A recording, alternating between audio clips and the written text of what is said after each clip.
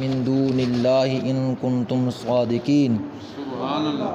صدق اللہ العظیم۔ ان اللہ و ملائکتہ یصلون علی النبی یا ایھا الذین آمنوا صلوا علیہ وسلموا تسلیما۔ بآواز بلند تمامی حضرات درود پاک پڑھیے۔ الصلاۃ والسلام علیکہ یا سیدی یا رسول اللہ وعلی آلک وصحابک یا سیدی یا شفیع المذنبین۔ نعمتیں بانٹتا جس سمت وہ ذی شان گیا، ساتھ ہی منشی رحمت کا قلم دان گیا۔ انہیں مانا انہیں جانا نہ رکھا غیر سے کام، للہ الحمد کہ میں دنیا سے مسلمان گیا۔ دل ہے وہ دل جو تیری یاد سے محمور رہا، سر ہے وہ سر جو تیرے قدموں پہ قربان گیا۔ آج لے ان کی پناہ آج مدد مانگ ان سے، پھر نہ مانیں گے قیامت میں اگر مان گیا۔ سبحان اللہ۔ یا صاحب الجمال و یا سید البشر، من وجہک المنیر لقد نور القمر، لا یمکن الثناء کما کان حقہ، بعد از خدا بزرگ تو ہی قصہ مختصر۔ سبحان اللہ۔ مغز قرآن روح ایمان جان دیں، مغز قرآن روح ایمان جان دیں، ہست حب رحمت للعالمین۔ سبحان اللہ۔ حمد اور صلات کے بعد خربوں مرتبہ نذرانہ عقیدت جان کائنات، حسن کائنات، حقیقت کائنات، اصل کائنات، جلوہ نور قدیم صاحب لطف امیم سبحان اللہ۔ احمد مجتبیٰ جناب محمد مصطفیٰ صلی اللہ علیہ وآلہ وصحبہ وبارک وسلم کے بارگاہ میں نذرانہ عقیدت پیش کرنے کے بعد حاضرین محترم، آج کا نورانی وجدانی لاسانی ایمانی پروگرام بسلسلہ ختم قرآن کے حوالہ سے جامع مسجد اعلیٰ حضرت میں انعقاد پذیر ہے، جس کی صدارت عالم نبیل فاضل جلیل حضرت علامہ مولانا ظہیر احمد صاحب محمدی سیفی دامت برکاتہم العالیہ فرما رہے ہیں۔ ان کے ساتھ ساتھ حضرت علامہ مولانا قاری بشیر احمد صاحب محمدی سیفی اور حضرت علامہ مولانا قاری محمد رمضان نشائی قادری دامت برکاتہم العالیہ اور دیگر حفاظ جنہوں نے مصلی سنایا اور جنہوں نے سنا، اور دیگر انتظامیہ کمیٹی مسجد حاضہ اور سامعین تمامی حضرات جو اس محفل پاک میں شامل ہیں، اللہ جل شانہ کی بارگاہ میں التجا ہے کہ اللہ تعالی ہمارے اس قرآن پاک کو پڑھنے کو، سننے کو اور یہاں اس محفل پاک میں آنے کو، شامل ہونے کو قبول فرمائے، اور کل قیامت کے روز ہم سب کے لیے اس محفل پاک کو ذریعہ نجات بنا دے۔ قرآن کریم سے آیہ کریمہ تلاوت کی ہے۔ سبحان اللہ۔ اللہ جل شانہ نے اس میں یہ ارشاد فرمایا، وَإِن كُنتُمْ فِي رَيْبٍ مِّمَّا نَزَّلْنَا عَلَىٰ عَبْدِنَا، اور اس پر تم شک کرتے ہو، یعنی اللہ مخاطب ہے ان لوگوں سے جو اس قرآن کے متعلق شک کرتے تھے، یعنی ان کا یہ نظریہ تھا، ان کا یہ عقیدہ تھا کہ یہ جو قرآن ہے، یہ جو کلام ہے، یہ اللہ کا کلام نہیں ہے، اللہ کا کلام نہیں ہے، یہ تو محمد صلی اللہ علیہ وسلم خود گھر بیٹھ کر گڑ گڑ کر بنا کر آیتیں پیش کرتے ہیں۔ ان کا یہ عقیدہ تھا، یہ نظریہ تھا کفار مکہ، مشرکین مکہ کا۔ تو اللہ نے ان کو مخاطب ہو کر فرمایا، وَإِن كُنتُمْ فِي رَيْبٍ مِّمَّا نَزَّلْنَا، کہ تم جس بارے میں شک کر رہے ہو، جس کو ہم نازل کرتے ہیں اپنے عبد خاص پر، اپنے بندے خاص پر جو ہم نازل کر رہے ہیں، جس کلام کو، جس کے بارے میں تم شک کرتے ہو، کہ اگر تمہارا یہ شک ہے کہ یہ محمد کا گھڑا ہوا ہے، اس کا اپنا بنایا ہوا ہے، یہ خدا کا کلام نہیں ہے، تو پھر تمہیں یہ میرا کلام چیلنج کرتا ہے کہ فاتوا بصورۃ من مثلہ، اگر محمد گڑ گڑ کر بنا کر صورتیں تیار کرتا ہے تو اس کی مثل تم بھی بناؤ، اس کی مثل تم بھی بناؤ، فاتوا بصورۃ من مثلہ، اس کی مثل تم بھی تو آیت کوئی بناؤ، کوئی صورت بناؤ۔ وَادْعُوا شُهَدَاءَكُم مِّن دُونِ اللَّهِ إِن كُنتُمْ صَادِقِينَ، اور تمام حمیتیوں کو جمع کر لو، یعنی تمام اپنے جو ہے وہ حمیتیوں کو، مددگاروں کو، اور تمام اپنے ماننے چاہنے والوں کو جمع کر لو، اور جنات کو بھی جمع کر لو، اور انسانوں کو بھی جمع کر لو، من دون اللہ، تمام حمیتیوں کو جمع کر کے تو پھر تم اس کی مثل ایک صورت یا آیت پیش تو کرو، اور ان کنتم صادقین، اگر سچے ہو تو آؤ مقابلے میں، سچے ہو تو آؤ مقابلے میں۔ یہ اللہ جل شانہ کے کلام نے کفار اور مشرکین کو ایک بہت بڑا جو ہے عظیم چینل کیا ہے، اور یہ اس وقت کے کافروں کو نہیں تھا، یہ اس وقت سے لے کر قیامت تک آنے والے جہاں جہاں بسنے والے کافر ہیں، یہود و نصارہ ہیں، ان کے لیے یہ بہت بڑا جو ہے عظیم جو ہے وہ چینل ہے۔ آئیں اور قیامت تک کے لیے مونت ہے کہ اس کی مثل ایک آیت، ایک لفظ، ایک صورت پیش کریں۔ خدا کی عزت کی قسم ہے، کل کائنات کے یہود و نصارہ جمع ہو جائیں، اپنے حمیتیوں کو بھی جمع کر لیں، قرآن کی صورت تو دور کی بات ہے، قرآن کا ایک لفظ بھی پیش نہیں کر سکتے ہیں، قرآن کا ایک لفظ بھی نہیں پیش کر سکتے، کیونکہ یہ کلام اللہ کا کلام ہے، یہ کلام اللہ کا کلام ہے، اللہ نے اپنے عبد خاص پر نازل کیا ہے۔ اور ایک بات یہ بھی ذہن نشین کریں، سب سے بڑا معجزہ سب سے بڑے نبی کو اللہ نے عطا فرمایا ہے، ہر نبی کو اللہ نے معجزات عطا فرمائے، ہر نبی کو اللہ نے صحیفے اور جو ہے وہ کتابیں عطا فرمائی، اور لیکن سب سے جو بڑا کلام تھا، سب سے جو بڑا معجزہ تھا، اور دیکھیے یہ بھی بات ذہن نشین کریں، پہلے انبیاء آئے، معجزے دکھائے، اور معجزات دیکھے لوگوں نے، اور دیکھ کر وہ ایمان لائے، نبیوں پر جو ہے وہ ایمان لانے کے بعد ان کے دین میں شامل ہوئے، لیکن نبی دنیا سے تشریف لے گئے، معجزات بھی چلے گئے، معجزات کا ذکر تو باقی ہے، لیکن معجزات انبیاء وہ نہیں ہیں، وہ بندے بھی نہیں، وہ معجزات دیکھنے والے بھی نہیں، لیکن میرے مصطفیٰ کو ان تمام نبیوں سے بڑھ کر معجزات عطا فرمائے تھے، لیکن اس کے ساتھ ساتھ ایک ایسا معجزہ بھی دیا جو کسی نبی کو نہیں دیا، وہ معجزہ قرآن کا معجزہ تھا۔ اب قیامت تک کے لیے یہ قرآن زندہ ہے، مصطفیٰ کی ذات بھی زندہ ہے۔ تمام نبیوں کے معجزات دیکھنے والے چلے گئے، نبی چلے گئے، معجزات چلے گئے، باقی معجزہ کسی نبی کا نہیں رہا، معجزات کا ذکر تو ہے، معجزہ باقی نہیں ہے۔ مصطفیٰ کا معجزہ یہ قرآن قیامت تک باقی، قیامت تک باقی رہے گا۔ تو لہٰذا یہ کلام تھا اللہ کا، تو انہوں نے کیا شک، اور شک کیا اور کہا کہ یہ تو محمد نے گڑھا ہے۔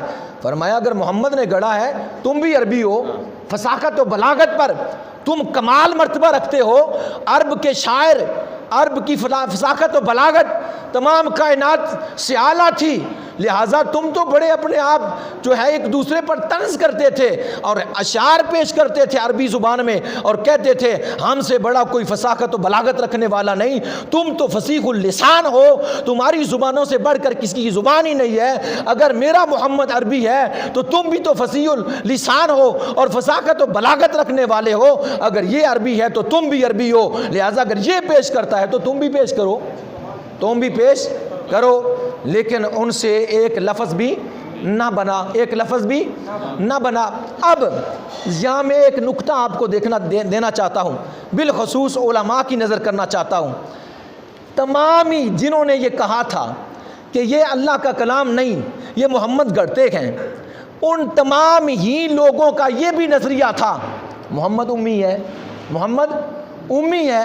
امی کا معنی یہ ہے، حالانکہ اللہ نے اپنے محبوب کو قرآن میں امی ہی فرمایا ہے، امی کا معنی یہ ہے کہ محمد صلی اللہ علیہ وسلم ظاہراً طور پر کسی بھی مرد سے، کسی بھی انسان سے، کسی بھی جو ہے انسان سے نہ پڑھا ہے نہ لکھا ہے، نہ پڑھا ہے کسی سے نہ لکھا ہے، یعنی کسی انسان سے نہ پڑھنے والے کو امی کہا جاتا ہے۔ میں پوچھنا چاہتا ہوں، کتنا لطیف نقطہ ہے یہ، علماء کی نظر کرنا چاہتا ہوں کہ ان کے دماغوں میں اتنے فصیح اللسان ہونے کے باوجود، عرب میں مہارت رکھنے کے باوجود، اور بڑے بڑے شاعر جو ہے وہ لکھ کر اور جو ہے وہ غرور و تکبر پر مبنی اور خانہ کعبہ کی دیواروں کے ساتھ لٹکانے والے اور دعویٰ کرنے والے کہ دنیا میں ہے کوئی مقابلہ کرنے والا تو آئے ہمارے سامنے، ان کی عقلوں میں یہ بات نہیں آئی کہ ہم محمد کو تو امی کہتے ہیں کہ کسی سے پڑھا نہیں، توریت بھی نہیں پڑھی، انجیل بھی نہیں پڑھی، زبور بھی نہیں پڑھی، کسی بندے سے بھی نہیں پڑھی، لیکن باتیں تو کرتا ہے۔ تو کہتا ہے آدم علیہ السلام اس طرح آئے،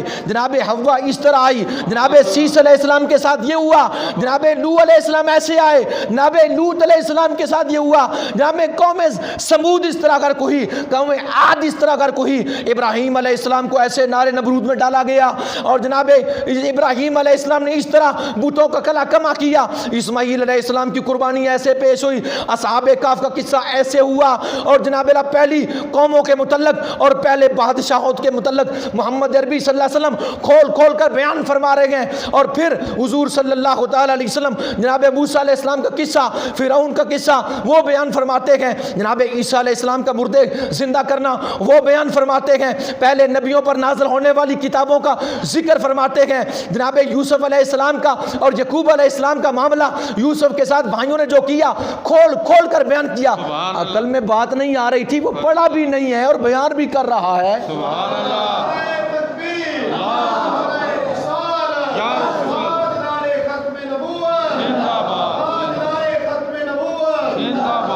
عقل میں آنی چاہیے تھی بات، ان پڑھ نہیں تھے، فصاحت و بلاغت پر مبنی تھے، بڑے بڑے جو ہے وہ علم رکھنے والے تھے، اور جناب بندہ ان کی عقل میں یہ بات نہیں آ رہی تھی۔ ہم محمد کو امی بھی کہتے ہیں، اور ہمیں یہ بھی پتا ہے کہ کہیں اس نے جا کر علم حاصل بھی نہیں کیا، کسی مدرسے سے علم حاصل بھی نہیں کیا۔ میرے مصطفیٰ نے بغیر مکہ مکرمہ سے 2 صرف سفر کیے، وہ بھی تجارت کی غرض سے، اس کے علاوہ کہیں نہ پڑھنے کے لیے گئے، نہ کسی سے پڑھے، اور پھر جب پڑھے بھی نہیں ہے اور اتنی فصاحت کے ساتھ پہلے انبیاء کا ذکر کرنا کوئی معمولی بات تھی؟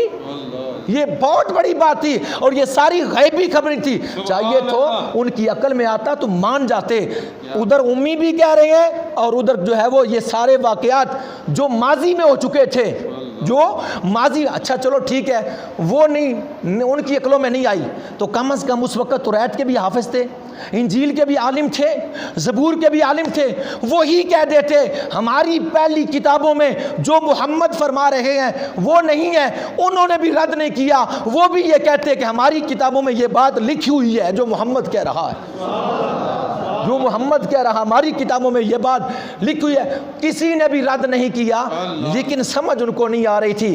پھر بھی چاہیے تو یہ تھا ایمان لاتے کہ یہ کلام اللہ کا ہے، لیکن پھر بھی جو ہے ہٹ درمی پر اڑے ہوئے تھے اور کہہ رہے تھے، کیونکہ مقابلہ نہیں ہو رہا تھا، اس کلام کا مقابلہ ان کے پاس نہیں تھا، اس لیے جو ہے وہ اپنی ضد پر، اپنی انا پر اڑ گئے۔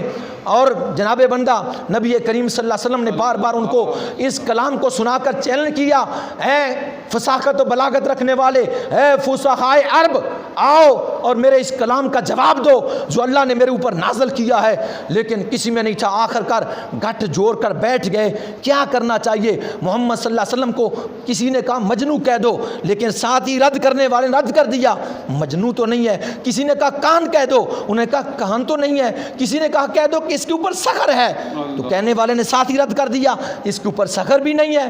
یعنی ساتھ کہنے والے بھی خود کہتے، رد کرنے والے بھی ان کی اندر تھے۔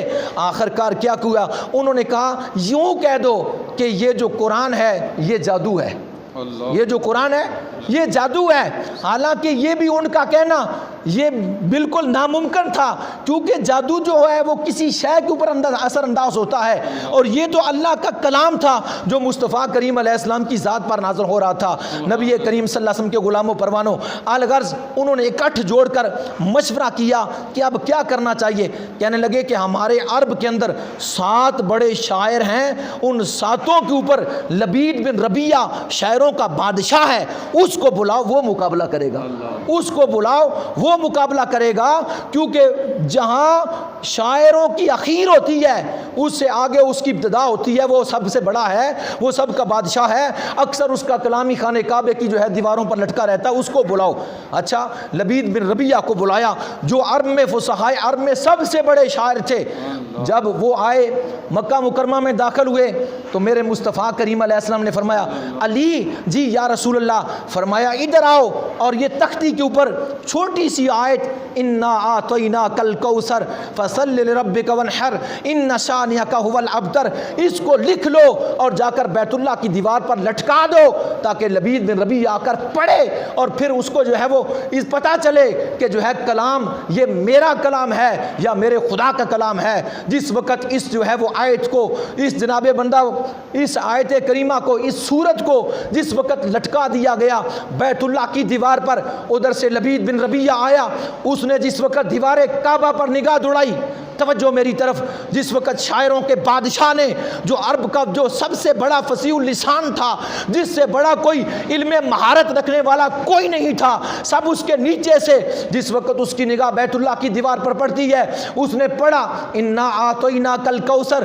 فصل لربک وانحر ان شانئک ھو الابتر. اس نے قلم اٹھایا, آگے جو ہے لکھا واللہ, خدا کی قسم, ما ھذا کلام البشر, یہ کسی بندے کا کلام نہیں ہے, یہ خدا کا کلام ہے. بندے کا ہوتا تو لبید مقابلہ کرتا, یہ بندے کا ہے ہی نہیں ہے.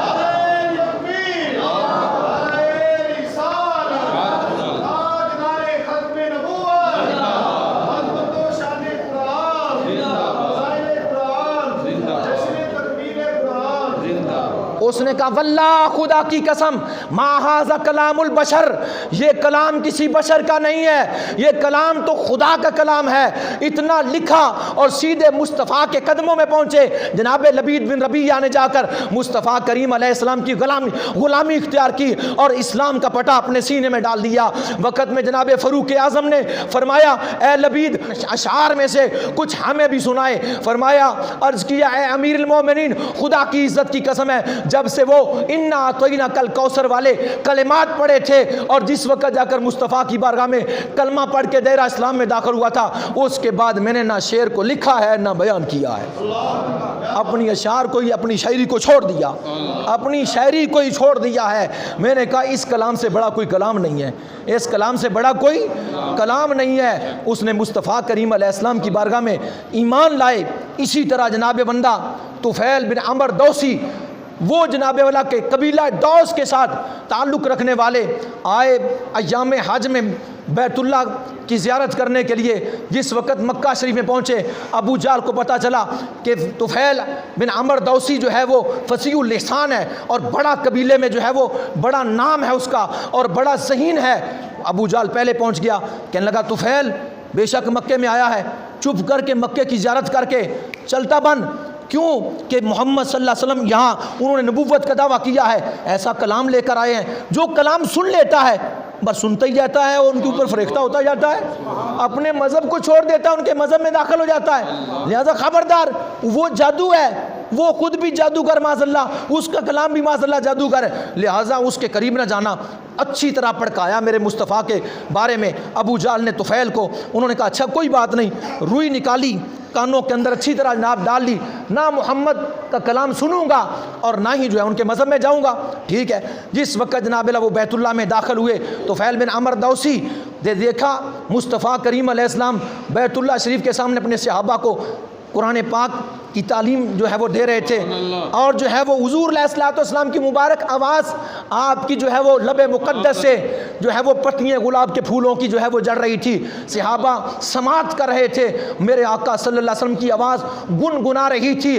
کہاں جناب داؤد علیہ السلام اگر زبور پڑھیں, آسمانوں کے جو ہے پرندے بھی رک جائیں, ہوا سناٹا چھا جائے, ہوا چلنا بند ہو جائے, رک جائے, چلنے والے رک جائیں, سنیں اس سوچ کے ساتھ پڑھنے والا زبور پڑھ رہا ہے. جس نبی نے زبور پڑھی اس کے جو ہے لب و لہجہ میں یہ سوچ تھا. سیدنا ابو بکر صدیق رضی اللہ تعالیٰ عنہ قرآن پاک کی تلاوت فرمایا کرتے تھے. آپ کے گھر سے گزرنے والا شخص جب قدم اٹھاتا ہوا گزرنے لگتا تو جناب سیدنا صدیق اکبر کی تلاوت اس کو رکنے پر مجبور کر دیا کرتی تھی, حتیٰ کہ آپ کے دروازے کے سامنے جو ہے وہ لوگوں کا جمع غفیر ہو جایا کرتا تھا. جب تک آپ جو ہے وہ تلاوت کو ختم نہ فرماتے کسی کی ہمت نہ ہوا کرتی تھی کہ وہ آگے چلے. میں داؤد علیہ السلام کی آواز زبور پڑھنے میں اس قدر جو ہے سوز و گدا کے ساتھ تھی کہ جناب اللہ کے ہواؤں میں سناٹا ہو جاتا تھا. جناب صدیق اکبر کی آواز میں اس قدر سوز تھا کہ جناب اللہ رکنے چلنے والے رک جاتے تھے, مجبور ہو جاتے تھے. تو آمنہ کے لال کی آواز کیسی ہوگی؟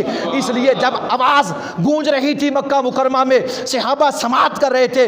طفیل بن عمر دوسی بیت اللہ کا طواف کر رہے تھے اور وہ تھوڑی تھوڑی آواز روئی کو کراس کرتے ہوئے اندر کان میں رس گھول رہی تھی.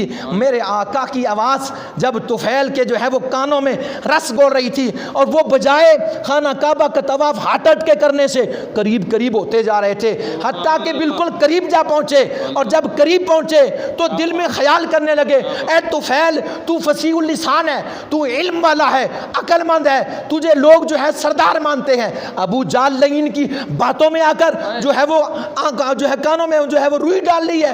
سن تو صحیح, اگر اچھا کلام ہوا تو قربان ہو جائی, برا ہوا تو چھوڑ دی. لہذا تو بھی تو عقل مند ہے, لہذا دوسرے کی بات پر تو عمل کر رہا ہے. آنکھ جو ہے کانوں سے روئی نکال کر باہر ڈال دی, باہر پھینک دی. قریب ہوتے گئے, جا کر کھڑے ہو گئے. کلام مصطفیٰ حضور صلی اللہ علیہ وسلم اللہ کا کلام جو ہے تلاوت فرما رہے تھے. سنتے گئے, فریختہ ہوتے گئے, دل کی دنیا بدلتی گئی. زبان حال سے کہتے گئے, جاؤ ظالمہ ابو جالا, اس ہستی سے لوگوں کو روک رہا ہے, اس ہستی سے اس کلام سے لوگوں کو روک رہا ہے. جاؤ بے ایمانہ لوگوں کو بس بکواس کر کے اس ہستی سے اس کلام سے ہٹا رہا ہے. اے طفیل تو ابو جال کے پیچھے لگ گیا. خدا کی قسم تیری زبان اور تیرا علم یہ فیصلہ کر رہا ہے, اور تیری آنکھیں اور تیری زبان یہ فیصلہ کر رہی ہے. نہ آنکھوں نے ایسا دیکھا, نہ کانوں نے ایسا سنا. نہ آنکھوں نے ایسا دیکھا, ایسی صورت دیکھی, نہ ایسی صورت آنکھوں نے دیکھی, نہ کانوں نے ایسا کلام سنا. اور طفیل قربان ہو جا. مصطفیٰ کریم علیہ السلام فوراً اٹھے, اپنے در دولت کی طرف تشریف لے گئے. طفیل پیچھے پیچھے چل پڑے, کعبہ کا طواف چھوڑ دیا, مصطفیٰ علیہ السلام کے پیچھے پیچھے ہے. حضور جب اپنے در دولت میں داخل ہونے لگے, جب طفیل نے دیکھا اب حضور دروازہ بند کر دیں گے, عرض کرنے لگے, اے محمد یا محمد صلی اللہ علیہ وسلم. حضور رک گئے, فرمایا ہاں بتائیے. عرض کرنے لگے, ہم بھی بنا دیجئے. طفیل آئے, کلمہ پڑھ کے مسلمان ہو گئے, دائرہ اسلام میں داخل ہوئے. فاروق اعظم نے چند لفظ سنے تھے اور کہا, مجھے وہ سناؤ تو صحیح. پہلے پاک ہو, پاک غسل کیا, سناؤ تو صحیح. سورۃ طٰہٰ کی چند آیتیں پڑھی. کہا رک جاؤ. کہا کیا ہوا ہے؟ کہا جس پر یہ نازل ہوا ہے اس کے پاس لے چلو تاکہ اس کو بھی دیکھوں اور اس کا کلام بھی سنوں. مصطفیٰ کریم علیہ السلام کے غلاموں پروانوں, الغرض میں عرض کر رہا تھا کہ وہ کلام کے بارے میں ایک لفظ بھی نہ جو ہے وہ بنا سکے, نہ لے آ سکے, اور نہ ہی ان سے بن پڑا. لیکن جو ہے مصطفیٰ کریم علیہ السلام کے اوپر قرآن جو ہے وہ نازل ہو رہا تھا, اور صحابہ اکرام رضوان اللہ تعالیٰ اجمعین کو حضور جو ہے وہ قرآن جو ہے وہ لکھوا رہے تھے. یہاں ایک نقطے کی اور بات بھی کرتا چلوں. قرآن میں اکثر جو آیا ہے انزلنا, اور کہیں بھی آیا ہے نزلنا. یہ انزلنا اور نزلنا کیا ہے؟ انزلنا اور نزلنا کیا ہے؟ انزلنا کا مطلب یہ ہے کہ ہم نے قرآن کو یک بارگی کے ساتھ اتار دیا. ہم نے قرآن کو یک بارگی اتارا. نزلنا کا مطلب ہے آہستہ آہستہ. نزلنا کا مطلب کیا ہے؟ آہستہ آہستہ. یہ باتیں تو دو ہو گئی.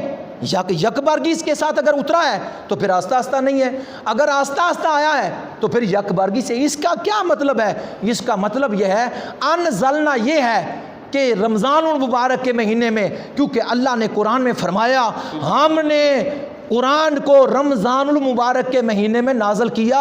شہر رمضان الذی انزل فیہ القرآن, ہم نے یہ قرآن رمضان المبارک کے مہینے میں نازل کیا. انا انزلناہ فی لیلۃ القدر, اور ہم نے اس کو قدر والی رات میں نازل کیا. علماء فرماتے ہیں انزلنا یہ ہے کہ رمضان المبارک کے مہینے میں لیلۃ القدر کی رات کو لوح محفوظ سے, بل ہوا قرآن المجید فی لوح محفوظ, لوح محفوظ سے مکمل یک بارگی سے انزلنا آسمان اول پر نازل کر دیا. اس سے مراد ہے یک بارگی سے نازل ہونا.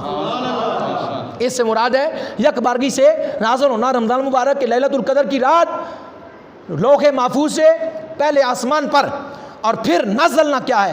پھر جب محمد عربی صلی اللہ علیہ وسلم کی بارگاہ میں جناب جبریل علیہ السلام کو جو ہے وہ حکم ہوا اللہ کی طرف سے کہ اب کلام پاک کو، میرے کلام کو لے جاؤ، تو نزلنا، کتنا لے جاؤ؟ جیسے لوح محفوظ سے آسمانوں پر، ایسے نہیں، اس ترتیب کے ساتھ نہیں، یک بارگی کے ساتھ نہیں، حالانکہ پہلے نبیوں کے پاس یک بارگی کے ساتھ کتابیں آ گئی، جبریل دے کر چلے گئے، لیکن مصطفیٰ کریم علیہ السلام کو یک بارگی کے ساتھ جو ہے کتاب نہیں دی گئی، جو ہے آسمان دنیا سے، آسمان اول سے پھر زمین پر حضور کو مکہ میں، مکہ کی دھرتی اس چیز کی ضرورت پڑا کرتی تھی، اللہ حکم فرماتا جبریل جہاں میرے مصطفیٰ ہیں وہاں یہ آیت لے جا، جس جگہ پر حضور ہے یہ آیت لے جا۔ اب یہاں نقطہ ایک اور بھی علماء سمجھیں گے، لوح محفوظ سے پہلے آسمان پر مکمل نازل ہوا، لیکن جس طرح پہلے آسمان پر مکمل نازل ہوا جس ترتیب کے ساتھ، اس ترتیب سے زمین پر نازل نہیں ہوا، کیونکہ وہاں سے مکمل نازل ہوا اور پھر وہاں سے پہلے آسمان سے حضور کے جو ہے وہ قلب محتر پر آیت در آیت حسب ضرورت جس چیز کی ضرورت ہوتی وہ آیت لے کر جبریل علیہ السلام آتے۔ پتہ چلا اس کا جو نزول ہے 2 مرتبہ ہوا، اس کا نزول 2 مرتبہ ہوا، اور دونوں طرح کیفیت جدا جدا تھی، یعنی اگر لوح محفوظ سے پہلے آسمان پر آیا تو پورا آیا، اور پہلے آسمان سے حضور کے سینے پر آیا تو پھر جو ہے وہ حسب ضرورت اور آہستہ آہستہ نزلنا 23 سال کا عرصہ مکمل ہو گیا، تو قرآن کی آیات بھی مکمل ہو گئی۔ جس وقت اب آگے چلیے نقطہ جو بیان کرنا چاہتا ہوں، جب نزول کی جو ہے نزول بھی 2 مرتبہ ہوا، ترتیب بھی 2 مرتبہ ہوئی، ہمارے پاس کیسا ہے قرآن؟ آیا کہ وہ لوح محفوظ والی ترتیب کے ساتھ ہمارے پاس ہے، یا جو جبریل علیہ السلام حسب ضرورت لے کر آتے تھے وہ ہمارے پاس ہے؟ وہ ہمارے پاس نہیں ہے جو جناب جبریل علیہ السلام حضور کی بارگاہ میں لیا، حضور علیہ السلام کی بارگاہ میں جو لے کر آتے وہ ہمارے پاس نہیں ہے، بلکہ ہمارے پاس وہ ہے جو لوح محفوظ والی ترتیب تھی، جب جبریل لے آتے حضور علیہ السلام کے سامنے پڑھ کر سناتے، حضور علیہ السلام کاتبان وحی کو فرماتے، کیونکہ میرے مصطفیٰ زمین پر ہوتے، نگاہ لوح محفوظ پر ہوتی، قرآن کی صورتوں کو، آیاتوں کو دیکھتی، اور پھر صحابہ کو فرماتے اس آیت کو فلاں صورت میں فلاں آیت کے بعد رکھ دو، اس آیت کو فلاں صورت کے فلاں آیت کے بعد رکھ دو۔ ہمارے پاس جو ہے وہ لوح محفوظ والی ترتیب آج ہمارے سینوں کے اندر موجود ہے، جو ہمیں مصطفیٰ کی آنکھ سے ملی ہے، جو حضور کی نگاہ پاک سے میں نصیب ہوئی ہے، جو حضور علیہ السلام کے صدقے سے ہمیں عطا کی گئی ہے، وہ نزولی ترتیب جو تھی وہ ہمارے پاس موجود ہے۔ اب پھر دیکھیے، اب عیسائی کہتے ہیں جی ہماری توریت وہ ساری کتابوں سے اعلیٰ ہے، یہودی کہتے ہیں زبور اعلیٰ ہے، اور جو ہے وہ دوسرے کہتے ہیں جناب یہود و نصارہ توریت اعلیٰ ہے، لیکن میں اس بات کو آپ کے سامنے رکھتا جاتا ہوں، اور قیامت تک کے لیے یہود و نصارہ کو یہ چیلنج ہے کہ ایک بھی توریت کا، زبور کا، انجیل کا کوئی پادری، پوپ، چھوٹا بڑا، ایک بھی حافظ ہمارے سامنے لے آؤ، ایک بھی ہمارے سامنے لے آؤ، نہ وہ کتابیں باقی ہیں، نہ وہ زبانیں باقی ہیں، نہ وہ پہلی کتابیں باقی ہیں، نہ ہی وہ زبانیں باقی ہیں۔ جب جس زبان میں وہ کتابیں نازل ہوئی تھی وہ بندے ہی نہ رہے تو وہ کتابیں کیسی رہی؟ لہٰذا یہی کتاب ہے جس کے الف لام میم سے لے کر والناس تک ایک لفظ میں بھی ہیر پھیر نہیں ہے، زبر زیر میں بھی فرق نہیں ہے۔ اس کی جو ہے بیان دلیل یہ ہے، امریکہ کا حافظ لے آ، برطانیہ کا حافظ لے آ، پاکستان کا لے آ، عراق کا لے آ، عرب و عجم کا لے آ، کسی کے ساتھ جو ہے مگر اگر حافظ کے ساتھ ہماری رشتہ داری ہے فقط اسلامی ناطے کے ساتھ ہے، حضور کے ساتھ تعلق کی وجہ سے ہے، لیکن ہماری جان پہچان کا کوئی بھی نہیں ہے وہ حافظ، وہ اس کو بھی لے آ، وہ بھی پڑھے گا یہ بھی پڑھے گا، اور خدا کی عزت کی قسم ہے ایک لفظ بھی یہ نہ کم پڑے گا نہ وہ بڑھ کر پڑے گا۔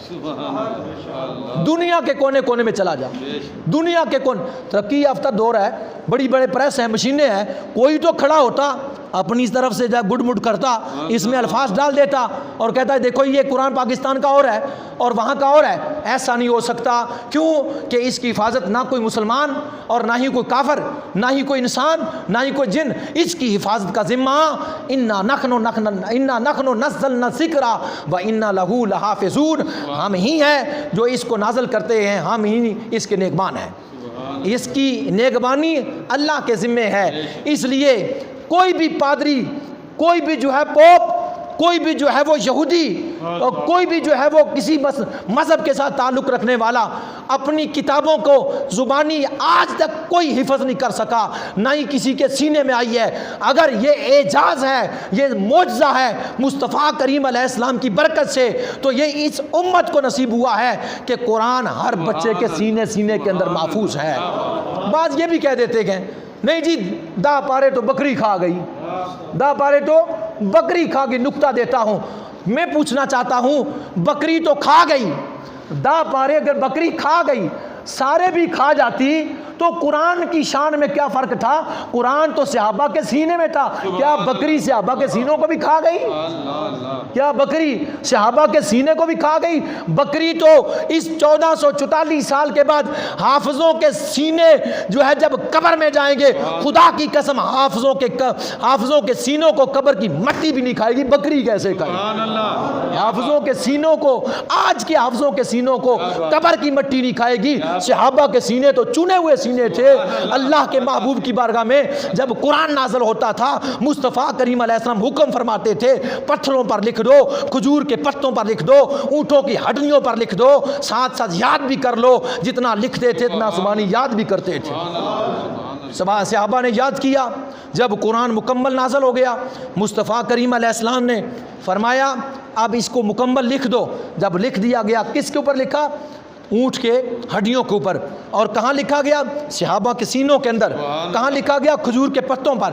اس صورت میں قرآن ہمیں مصطفیٰ کریم علیہ السلام کی ظاہری زندگی میں اس حلیے میں ملا. صحابہ کے سینوں میں یہی کچھ تلاوت کرتے تھے یا اس چیز پر لکھا ہوا. آج ملا کثیر التعداد چیزوں پر اعتراض کر دیتا ہے. میں پوچھتا ہوں کہ کیا یہ جو قرآن تیرے ہاتھ میں ہے مصطفیٰ نے ایسے تجھے دیا تھا؟ کہے گا نہیں. تو میں نے کہوں کہ یہ جب قرآن ایسا نہیں تھا، آپ اس دور میں اگر کئی چیزیں جو ہے وہ اس انداز میں عیاں ہیں تو پھر تجھے کیا تکلیف ہے؟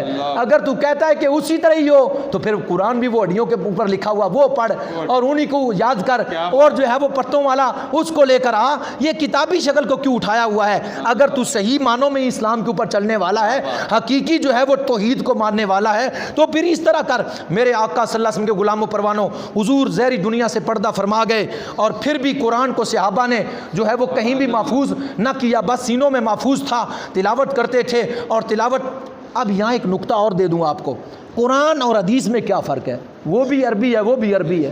قرآن اور احادیث میں کیا فرق؟ قرآن اور حدیث میں یہ فرق ہے، قرآن کلام اور مفہوم ہے اللہ کا.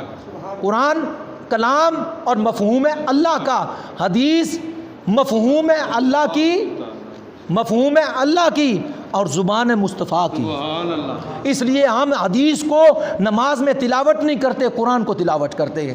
کیونکہ تلاوت جو ہے قرآن جو ہے وہ مفہوم بھی جو ہے اور جو ہے الفاظ بھی جو ہے وہ خدا تعالیٰ کی ذات کے ہیں، اور حدیث مصطفیٰ کریم علیہ السلام کی زبان ہے اور مفہوم اللہ کی. اس لیے یہ فرق ہے. یہاں ایک اور بات بھی کروں، جیسے قرآن حدیث میں فرق ہے، اسی طرح حدیث اور سنت میں بھی فرق ہے. حدیث اور سنت میں بھی فرق ہے. آج لوگ کہتے ہیں نا ہم اہل حدیث ہیں.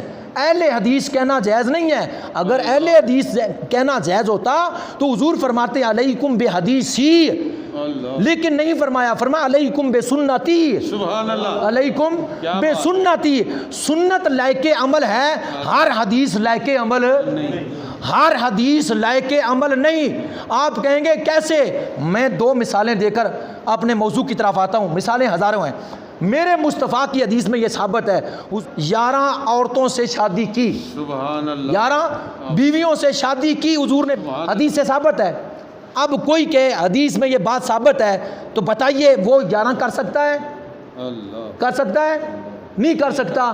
کیوں؟ پتہ چلا ہر حدیث لے کے عمل نہیں، کیونکہ اگر دوسری مثال، میرے مصطفیٰ نے دن کو بھی روزہ رکھا، رات کو بھی روزہ رکھا، دن بھی کچھ نہ کھایا، رات کو بھی کچھ نہ کھایا، دن کو بھی کچھ نہ پیا، رات کو بھی کچھ نہ پیا۔ صحابہ نے دیکھا حضور کی سنت سمجھ کر انہوں نے بھی ایسے کرنا شروع کر دیا۔ دن گزرے، 1 2 تیسرا دن آیا، زمین پر گرے پڑے ہیں، دبلے پتلے ہو گئے اور سانس پھول گیا اور جو ہے جسم کمزور ہو گئے۔ میرے آقا نے اپنے غلاموں کو دیکھا، فرمایا تمہیں کیا ہو گیا 3 دنوں کے اندر؟ انہوں نے عرض کیا آپ دن رات نہیں کھاتے پیتے، صوم و وصال کے روزے رکھ رہے ہیں، ہم نے بھی سنت سمجھ کر رکھنا شروع کر دیے۔ فرمایا ایوکم مثلی، تم میں سے کوئی ہے میرے جیسا؟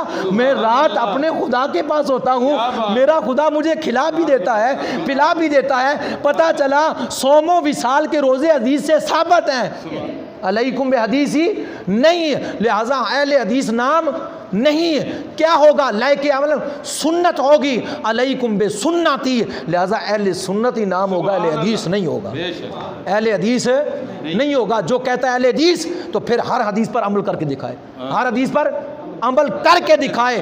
میرے آقا صلی اللہ تعالی علیہ وسلم نے دنیا سے پردہ فرما گئے، صحابہ اسی کلام پاک کو پڑھتے، دور صدیقی آ گیا، اسی طرح جاری تھا۔ جنگ یمامہ ہوئی، جنگ یمامہ جس وقت ہوئی، مسیلمہ کذاب، لعین، دجال، دیوس، لانتی، اس نے نبوت کا دعویٰ کر دیا۔ میرے آقا صلی اللہ علیہ وسلم کے غلام اس کے اوپر ٹوٹ پڑے، اس کا کلا کما کر دیا، اسے واصل جہنم کیا۔ 700 صحابہ قرآن کے قاری حافظ اس جنگ میں شہید ہو گئے، اس جنگ میں شہید ہو گئے۔ جب اتنے صحابہ شہید ہو گئے، حضرت سیدنا فاروق اعظم رضی اللہ تعالی عنہ، آپ نے قبلہ امیر المومنین حضرت سیدنا ابو بکر صدیق رضی اللہ تعالی عنہ کی بارگاہ میں عرض کیا، اے خلیفہ رسول، اے امیر المومنین، اگر اس طرح جنگوں میں وفات شہید ہوتے گئے تو قرآن کی حفاظت کرنا مشکل ہو جائے گی، اس کو تحریر کیا جائے، اس کو لکھا جائے۔ اچھا، حضرت زید بن ثابت رضی اللہ تعالیٰ عنہ کو بلایا اور دیگر صحابہ کو بلایا، جو وفات صحابہ تھے باقی ان کو بلایا، وہ ہڈیوں کو بھی جمع کر لیا، وہ جو ہے کھجور کے پتوں کو بھی، فرمایا اس کو تحریر کرو، اس کو کاغذ کے اوپر لکھو، اس کے اوپر کاغذ کے اوپر۔ اتنی احتیاط کی، اتنی احتیاط کی، پاک دل تھے، طیب دل تھے۔ میرے آقا کی حدیث ہے کہ اللہ نے سب دلوں میں سے چن کر جو طیب و طاہر تھے میرے صحابہ بنا دیا۔ وہ طیب و طاہر اور سچے اور جنتی ہونے کے باوجود پھر بھی ایک ایک آیت کے اوپر 2 گواہ پیش کرتے، تب لکھتے، اور جب ایک کتابی صورت بن گئی پھر تمامی صحابہ مسجد نبی میں جمع ہو گئے اور ان کے سامنے وہ قرآن پڑھا گیا، سب نے کہا جی اسی طرح ہی ہے۔ اب میں پوچھتا ہوں بکری والی بات اگر کھا بھی گئی ہے تو یہ جو صحابہ بیٹھے ہوئے ہیں، کیا بات ہے، یہ جو صحابہ بیٹھے ہوئے ہیں، ان کے سینوں میں نہیں تھا قرآن؟ کیا قرآن جو ہے ان کے سینوں میں نہیں تھا؟ ان کے سینوں میں تھا، سب تصدیق کی۔ اچھا، وہ نسخہ کتاب کا سیدنا ابو بکر صدیق نے اپنے پاس رکھ لیا، یہ نہیں کہ اب کتاب کے اندر ہی ہے، صحابہ کے سینوں کے اندر بھی ہے، صحابہ کے سینوں کے اندر بھی ہے۔ اور جس وقت حضرت سیدنا فاروق اپنے ابو بکر صدیق دنیا سے وصال فرما، یہ نسخہ امیر المومنین حضرت سیدنا فاروق اعظم رضی اللہ تعالیٰ کے پاس آیا، آپ نے تراویحوں کی ابتدا شروع کر دی۔ حالانکہ مصطفیٰ کریم علیہ السلام نے نماز تراویح پڑھائی، لیکن جو ہے پھر چند دنوں کے بعد کہ کہیں واجب نہ ہو جائے ان کے اوپر، تو لہٰذا آپ نے ترک کر دی۔ لیکن باقاعدہ جماعت کے ساتھ حافظ مقرر کر کے، سامع مقرر کر کے 20 رکعت کی تراویح کا حکم حضرت جناب اللہ فاروق اعظم نے دیا، اور خود آئے مسجد میں با جماعت تراویح ادا ہو رہی تھی، دیکھ کر کہنے نعم البدعت، کتنی اچھی بدعت ہے، کتنی اچھی بدعت ہے۔ نبی کریم صلی اللہ علیہ وسلم کے غلاموں پروانوں قرآن پڑھا جا رہا تھا، اور پھر حافظوں کے سینے میں تھا، صحابہ کے سینے میں تھا، نسخہ فاروق اعظم کے پاس تھا۔ جب آپ کی شہادت ہو گئی، یہ نسخہ حضرت ابو بکر صدیق والا جو صحابہ اکرام سے تحریر کروایا تھا، یہ ام المومنین نبی پاک کی زوجہ حضرت سیدنا فاروق اعظم کی بیٹی اور ہماری ماں حضرت سیدہ حفصہ رضی اللہ تعالی عنہا کے پاس یہ کتابی صورت آئی، اور ان کے پاس رہا، اسی طرح صحابہ صحابیات پڑھتے رہے، اس نسخے کو پڑھتے رہے۔ اور پھر کیا ہوا، اس کے بعد جب سیدنا عثمان غنی کا دور آیا، جس وقت جو ہے فتوحات کا سلسلہ زیادہ پھیلا، مصر فتح ہوا، عراق فتح ہوا، شام فتح ہوا، ہر طرف جو ہے اسلام کا دور دورہ ہوا۔ اب ایک کتاب کی جو ضرورت یہ کم پڑ رہی تھی، لہٰذا اسی کو منگوا کر پھر اور جو ہے حفاظ کو بلایا، جناب زید بن ثابت کو بلایا، ان کے زیر نگرانی ایک کمیٹی تشکیل کی، اس کے ساتھ 6 یا 7 تحریری نسخے تیار کیے، 6 قرآن یا 6 یا 7 قرآن تحریر کیے، اور جو ہے وہ تحریر کرنے کے بعد اب ہر نسخے کو مسجد نبی میں تمامی صحابہ کے سامنے پڑھا جاتا، جب وہ سارے سن کر کہہ دیتے ٹھیک ہے، اوپر مور لگائی جاتی، سین کیے جاتے، وہ نسخہ عراق میں، وہ مصر میں، وہ شام میں بھیج دیا جاتا۔ یار وہ تو 1444 سال پہلے کی بات ہے، ایک حافظ یہاں کھڑا ہے 1444 سال کے بعد، پڑھتا مشابہت لگا نہیں تھے، پیچھے والے کا خبردار ایسے نہیں، ایسے ہے، ایسے نہیں، ایسے ہے، وہ غلط نہیں پڑھنے دیتا، صحابہ غلط پڑھنے دیں گے، وہ پچھلا یہاں کا نہیں پڑھنے دیتا، غلط صحابہ پڑھنے دیں گے۔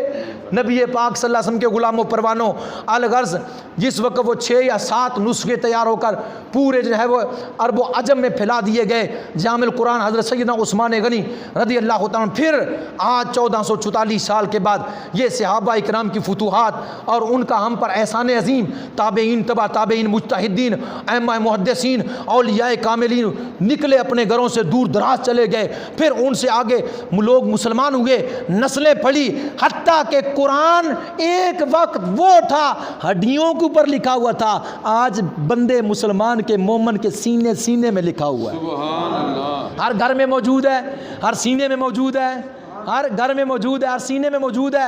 امریکہ کا چاہے پوپ ہو، چاہے برطانیہ کا ہو، فرانس کا ہو، اپنا پوپ انجیل کے ساتھ پڑھا ہوا عالم یا اس کو سینے میں لیا ہوا سامنے لیا، ہمارا 12 سال کا بچہ اٹھ کر قرآن پورا پڑھ دے گا، تیرا پوپ ساری زندگی پوپ لگا رہے اپنی کتاب نہ پڑھ سکے، پوپ لگا رہے اپنی کتاب نہ پڑھ سکے۔ اور میرے مصطفیٰ کریم علیہ السلام کے غلاموں، یہ قرآن کی برکت ہے اور یہ قرآن کا اعجاز ہے، اللہ کے محبوب کا معجزہ ہے، مصطفیٰ کریم علیہ السلام کی ہمارے اوپر نظر کرم ہے کہ ہمارے بچے کے سینے میں قرآن پاک ہے۔ ہمارے اکابرین ایسے سے گزرے ہیں، حضرت نعمان بن ثابت المعروف بہی، حضرت امام اعظم ابو حنیفہ رحمۃ اللہ تعالی، ہم حنفی ہیں، وہ ہر سال اپنی زندگی کے ہر سال 1 مہینے میں 61 قرآن پڑھا کرتے تھے۔ کتنے؟ 61 قرآن پڑھا کرتے تھے۔ وہ معزز تھے زمانے میں، عامل قرآن ہو کر ہم ذلیل و رسوا ہو گئے، تارک قرآن ہو کر ہم موبائلوں کو دیکھتے ہیں، ٹی ویاں دیکھتے ہیں، فلمیں ڈرامے دیکھتے ہیں، جو ہے ہمارے پاس وقت نہیں ہے کہ قرآن کے 2 صفحات پڑھ لیں۔ ہمارے اکابرین رمضان مبارک میں 61 مرتبہ قرآن، 1 قرآن دن کو، 1 قرآن رات کو، اور 1 پورے مہینے میں تراویح کو، 61 مرتبہ قرآن پاک کی تلاوت ایک شخص کیا کرتا تھا۔ حضور شہنشاہ بغداد قطب ربانی محبوب سبحانی ایک ٹانگ پر عشاء کی نماز کے بعد کھڑے ہو کر 15 پارے پڑھ دیا کرتے تھے۔ حضرت امام شافعی رحمۃ اللہ تعالی رمضان مبارک میں 60 قرآن پڑھا کرتے تھے۔ ہمارے اکابرین ایسے گزرے، ساری رات قرآن پاک کی تلاوت کرنا۔ اور پھر یہ بھی قرآن کا اعجاز ہے، بندہ اخبار پڑھتا ہے، کوئی اور کتاب پڑھتا ہے، کوئی اسکول کی کتاب پڑھ لیتا ہے، کوئی جو ہے اسلامی یا دوسری جو ہے غیر اسلامی کتاب پڑھتا ہے، 1 مرتبہ پڑھتا ہے، دوسری مرتبہ جب پڑھتے لگتا ہے تو غور نہیں کرتا، کہتا ہے یار پڑھی تو ہے تھوڑی، اکتا جاتا ہے، کیا ہے؟ اکتا جاتا ہے۔ حافظ سے پوچھئے، وہ دن بھی پڑھتا ہے رات بھی پڑھتا ہے، نہیں اکتا تھا۔ عام بندے سے پوچھئے، دن کو بھی پڑھتا ہے رات کو بھی پڑھتا ہے، نہیں اکتاتا۔ یہ قرآن میں اللہ نے تاثیر رکھی ہے، کبھی بھی اس کو پڑھنے والا نہیں اکتائے گا، بلکہ پڑھنے والا پڑھتا ہی چلا جائے گا، پڑھنے والا پڑھتا ہی چلا جائے گا، سننے والا سنتا ہی چلا جائے گا، اور سننے والا سننے کے بعد اس کے جسم پر لرزہ طاری ہو جائے گا، آنکھوں میں آنسو آ جائیں گے۔ اور جناب بندہ، یہاں میں ایک اور بات کرتا چلوں، ایک بندہ مر گیا، عام زمیندار، عام جٹ ذمہ دار جو ہے ان پڑھ، وہ مر گیا، اس کو دفن کر دیا گیا۔ یہ بات آ گئی تو میں کرتا چلوں، جو ہے دفن ہو گیا، جب دفن کیا گیا، گاؤں کا ایک بندہ اور مرا، وہ بندہ جو ہے اس کی قبر کے ساتھ اس کی قبر جو ہے وہ نکالی گئی، جو ہے قبر نکالنے والے گورکن جو ہے قبر نکال رہے تھے، وہ جو ساتھ والی جو پہلے بنا تھا ان پڑھ بنا، وہ اس کے ساتھ کھوتے اس کی قبر میں سوراخ ہو گیا، دیکھا تو اندر سے بہت زیادہ خوشبو اور روشنی باہر نکلی۔ انہوں نے کہا اتنی روشنی اور اتنی خوشبو اس قبر سے نکلی ہے، پوچھو یہ قبر کس کی ہے؟ وہ گاؤں میں چلے گئے، کہنے لگے فلاں جگہ پر جو فلاں قبر ہے وہ کس کی ہے؟ ایک سے پوچھا، دوسرے تیسرے سے پتہ چلا کہ فلاں محلے میں ایک بیوہ ہے، اس کے شوہر کی قبر ہے، اس کے شوہر کی قبر، اس کے پاس چلے گئے، کہنے لگے بی بی وہ فلاں قبر جو ہے وہ کس کی؟ اس نے کہا میرے شوہر کی ہے۔ کہا وہ عالم تھا؟ نہیں۔ کہا وہ قرآن کا حافظ تھا؟ نہیں۔ ہاں کوئی اللہ کا ولی تھا؟ نہیں، وہ تو بالکل ان پڑھ سا آدمی تھا، لیکن اتنی بات ہے کہ وہ نماز پڑھتا تھا اور کچھ نہیں تھا اس کے پاس۔ کیا قرآن پڑھا ہوا تھا؟ قرآن بھی نہیں پڑھا ہوا تھا، بس نماز پڑھتا تھا۔ لیکن کیا ہوا تمہیں؟ اس نے کہا کہ انہوں نے غور کرنا، اس نے کہا کہ بات یہ ہے کہ ہم نے قبر کھودی ہے تو اس کی قبر سے سوراخ ہو گیا، اندر سے نور نکلا اور خوشبو اتنی زیادہ تھی کہ جناب ہمارے دماغ معطر ہو گئے، اتنا وہ ہے وہ نیک آدمی۔ اس نے کہا اصل میں بات یہ ہے کہ بے شک وہ نمازی تھا، لیکن اس وجہ سے نور نہیں نکلا۔ بیوی کہہ رہی ہے اس وجہ سے روشنی نہیں نکلی، اس وجہ سے خوشبو نہیں آئی۔ بیٹھ جو میں تجھے تو اس کا ایک عمل بتاؤں۔ ہاں، اس نے کہا وہ قرآن نہیں پڑھا ہوا تھا، قرآن نہیں پڑھا ہوا تھا، لیکن جس وقت وہ مسجد میں جاتا صبح، اکثر وہ ہے باقی نمازوں میں نہیں، لیکن صبح کی نماز پڑھنے کے بعد جب گھر آتا تو روتا ہوا آتا۔ جب صبح کی نماز پڑھ کے آتا تو روتا ہوا آتا۔ میں اس سے پوچھتی، پیار سے پوچھتی، ہر طرح پوچھتی، جی ہر طرح میں جو ہے وہ کوشش کرتی، لیکن وہ بتاتا نہیں۔ ایک دن میں نے زیادہ اصرار کیا اور میں نے کہا بتا، باقی نمازوں میں نہیں روتا ہوا آتا اور فجر کی نماز میں روتا ہوا آتا ہے، کیا محلے والوں نے تجھے کچھ کہا؟ کیا مسجد کے امام نے تیری بےزتی کی؟ کیا مسجد کی نظامیہ نے تیرے ساتھ برا بھلا پیش آئے؟ وہ کہتا نہیں، تو پھر بتا کیوں روتا ہے؟ تو اس نے کہا اے میری بیوی، اے میری جو ہے وہ زوجہ، کیا تجھے بتاؤں، جب صبح امام سلام پھیرتا ہے، دعا مانگتا ہے، تو اہل محلہ کے بچے اٹھ کر باری کی طرف بڑھتے گئے، الماری سے قرآن پڑھتے گئے، وہ قرآن لے کر جب تلاوت کرتے گئے میرا سینہ پھٹتا ہے، کاش میں بھی قرآن پڑھا ہوا ہوتا۔ یہ پڑھتے ہیں تو میں بھی پڑھتا، لیکن جس وقت میں نہیں پڑھا ہوا تو میں روتا ہوں، اور یہ رونا مجھے تڑپاتا ہے، یہ قرآن کا نہ پڑھنا مجھے تڑپاتا ہے۔ اس کے بعد وہ کیا کرتا، گھر میں جو پڑھا ہوا قرآن ہوتا اس کو سامنے رکھ لیتا، کھولتا اور چومتا اور کہتا مجھے نہیں پتا کہ یہ کیا لکھا ہوا ہے، پر جو لکھا ہوا ہے سچ لکھا ہوا ہے، جو لکھا ہوا ہے سچ لکھا ہوا ہے، جو لکھا ہوا ہے سچ لکھا ہوا ہے، جو لکھا ہوا سچ ہے، جو لکھا ہوا ہے سچ ہے، جو لکھا ہوا ہے سچ ہے، جو لکھا ہوا ہے سچ ہے۔ بس وہ انگلی پھیرتا جاتا، کہتا تو نے جو لکھا ہوا ہے سچ لکھا۔ یار اس کی قبر میں اس طرح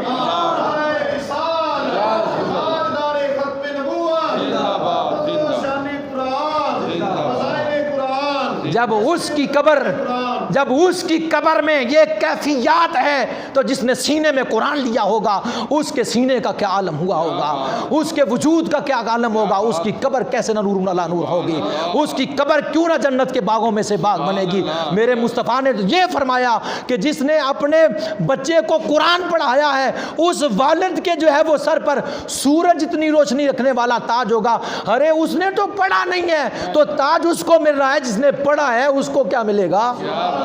جس نے پڑھا ہے اس کو کیا ملے گا؟ میرے آقا صلی اللہ علیہ وسلم کے غلاموں پروانوں، قرآن ایسی کتاب ہے کہ قرآن لکھنے والے کو بھی ثواب، قرآن جلد بنانے والے کو بھی ثواب، قرآن کا ترجمہ کرنے والے کو بھی ثواب، قرآن کی تفسیر کرنے والے کو بھی ثواب، قرآن کی شرح کرنے والے کو بھی ثواب، اور قرآن پر فتویٰ دینے والے کو بھی ثواب، اور قرآن کو جو ہے وہ پڑھانے والے کو بھی ثواب، قرآن پڑھنے والے کو بھی ثواب، اور مدرسہ بنا کر اس میں حفاظ کی ڈیوٹی لگا کر قرآن پڑھوانے والے کو بھی ثواب، اور حتیٰ کہ قرآن کو دیکھنے والے کو بھی ثواب۔ کیا بات، سبحان اللہ۔ کوئی ایسی کتاب کہ اس کو دیکھو ثواب ملے گا؟ نہیں، وہ قرآن ہے کہ اس کو دیکھنے والے کو بھی ثواب ہے۔ اور ایسا بھی نہیں ہے کہ کوئی جو ہے گریجویٹ ہو، کوئی جو ہے وہ 16 جماعتہ ڈگریاں پڑھا ہوا ہو اور وہ قبرستان میں چلا جائے تو مردوں سے عذاب ختم ہو جائے، نہ، وہ قرآن کا قاری ہے، جب قبرستان میں قدم رکھتا ہے تو وہاں سے عذاب اٹھ جاتا ہے، قبریں منور اور معطر کر دی جاتی ہے۔ یا اللہ تو نے عذاب کیوں اٹھا دیا؟ کہا میرے قرآن کا حافظ تمہارے اندر آ گیا ہے، میرے قرآن کا حافظ تمہارے اندر موجود ہے، میں تم پر کیسے عذاب کروں، میں تم پر کیسے جو ہے عذاب کروں۔ کبھی ایسا بھی ہوا ہے کہ جاؤ سکول جو ہے ڈگری حاصل کرنے کے لیے پاؤں اٹھاؤ گے تو تمہارے نیچے جو ہے وہ فرشتے پر بچھائیں گے؟ نہیں ہے، پر مصطفیٰ کریم علیہ السلام نے فرمایا کہ قرآن و حدیث کا علم حاصل کرنے والا جب گھر سے قدم اٹھاتا ہے فرشتے پر بچھا دیتے، آگے اٹھاتا ہے آگے پر بچھتا ہے، آگے اٹھاتا ہے آگے پر بچھتے ہیں۔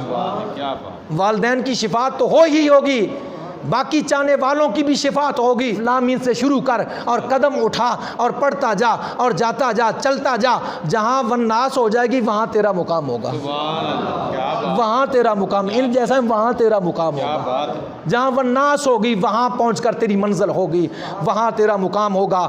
یا یہ بڑا لمبا موضوع ہے۔ فاصل العارفین میں حضرت شاہ ولی اللہ محدث دہلوی نے اس واقعے کو لکھا۔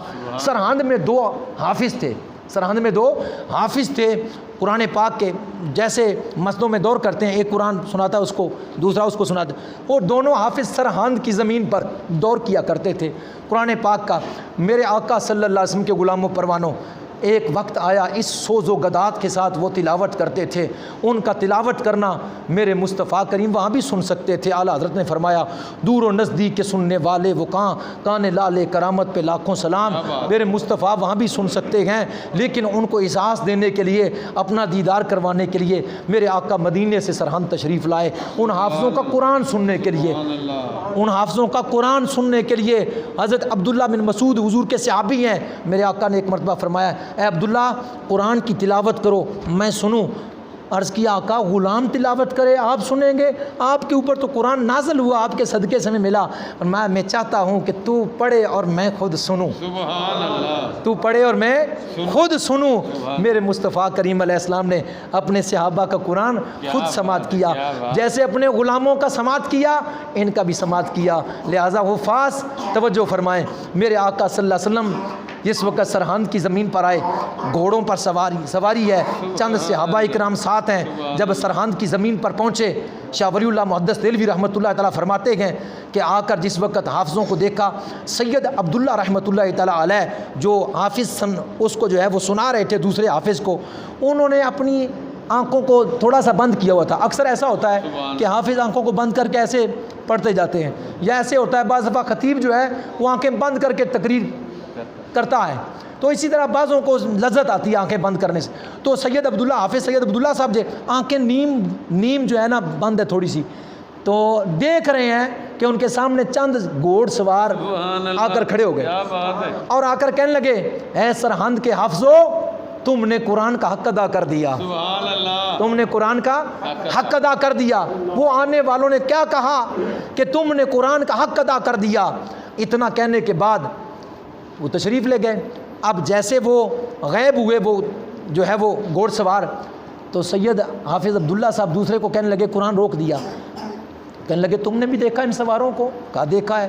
کہا خدا کی قسم یہ ایسے پیارے خوبصورت نورانی چہرے، اور پھر جو ان کا جو بڑا سردار تھا، کیا بات، میری تو ہمت نہیں پڑی کہ میں جناب والا کہ کوئی بات کر سکوں، میرے اوپر ہیبت طاری ہو گئی، ایسا نورانی چہرہ، مکھ چند بدر چاشانی ہے، متھے چمکے لاٹ نورانی، کالی زلف تے اکھ مستانی، محمور آکھی ہن مد بریاں، اس صورت نو میں جان آکھاں، جان آکھاں کے جانے جہان آکھاں، سچ آکھاں تے رب دی شان آکھاں، جس شان دی شانہ سب بڑیاں۔ حسان نے کہا تھا میری آنکھ نے آج دن تک آپ جیسا دیکھا ہی نہیں۔ صحابہ نے کہا قطعۃ من القمر، ایسے لگتا ہے چاند 2 ٹکڑے ہو کر ایک ٹکڑا زمین پر آ گیا۔ کچھ نے کہا کان الشمس تجری فی وجہ ہی، ایسے لگتا ہے سورج آپ کے چہرے میں آ گیا۔ کسی نے کچھ کہا، کسی نے کچھ کہا۔ اعلیٰ حضرت نے کیا کہا؟ اعلیٰ حضرت فرماتے ہیں ایک جھلک دیکھنے کی تاب نہیں عالم کو، اگر یہ جلوہ کریں کون تماشائی ہو، اگر یہ دکھائیں اپنا آپ تو کون دیکھنے والا ہو، کسی میں تو تاب ہی نہیں ہے مصطفیٰ کریم علیہ السلام کے بارے میں۔ اب انہیں تو نہیں پتا تھا یہ کون، کہنے لگے یار اتنے خوبصورت ہم نے ایسے تو دیکھے نہیں ہے پہلے، اور ہم پوچھ بھی نہیں سکے کہ تم کون ہو، اور خاص کر ان کا جو سردار تھا اس کی تو جناب ہمارے اوپر روب طاری ہو گیا، بڑا یار خوبصورت چہرہ تھا۔ ابھی یہ باتیں ہو رہی تھی کہ اسی وضع قطع کا ایک عربی سوار اور آ گیا۔ انہوں نے کہا کہ اے سرہند کے حافظو، نبی پاک صلی اللہ علیہ وسلم آئے تھے، کیا بات ہے، نبی پاک صلی اللہ علیہ وسلم آئے تھے، کیا بات ہے، اگر آئے تھے تو اب کس طرف گئے ہیں؟ اللہ، وہ تو ہکے بکے رہ گئے ہیں، اور جس ہستی پر قرآن نازل ہوا تھا وہ یہاں آ گئے، اور ہمیں جو ہے ہمیں دیدار کروا کے چلے گئے، اٹھ کر کھڑے ہو گئے اور گھوڑے کی رکاب کو پکڑ لیا، اے آنے والے تو بتا تو کون ہے؟ وہ تو نکل گئے، وہ تو چلے گئے، تو کون ہے؟ تو نہ غائب ہو جا، تو بتا کون ہے؟ اس نے کہا مجھے نبی کا صحابی ابو ہریرہ کہتے ہیں، سبحان اللہ، مجھے نبی کا کیا بات ہے، صحابی ابو ہریرہ کہتے ہیں کل شام کے وقت، کل سبحان اللہ، شام کے وقت میں حضور کی بارگاہ میں، حضور کی کچہری میں تھا، حضور فرما رہے تھے اپنے صحابہ کو، اے میرے صحابہ صبح صبح سرہند کے حافظوں کا قرآن سننے جائیں گے، سبحان ابو ہریرہ تو نے بھی آنا ہے، ٹھیک ہے۔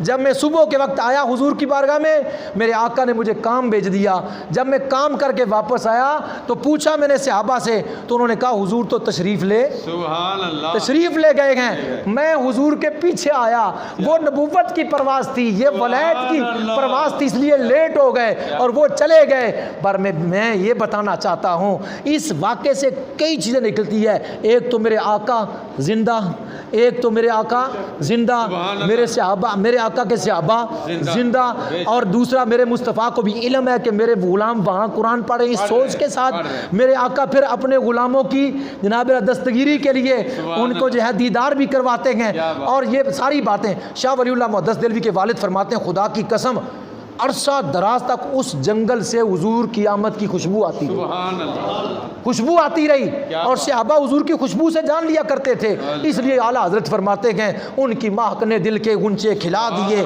جس راہ چل دیے کوچے بسا دیے، میرے کریم سے اگر قطرہ کسی نے مانگا دربے بہا دیے، دریا بہا دیے، اللہ کیا جہنم اب بھی سرد نہ ہوگا، رو رو کے مصطفیٰ نے دریا بہا دیے، میرے مصطفیٰ کے چلنے کی خوشبو جو آیا کرتی صحابہ جان جایا کرتے تھے۔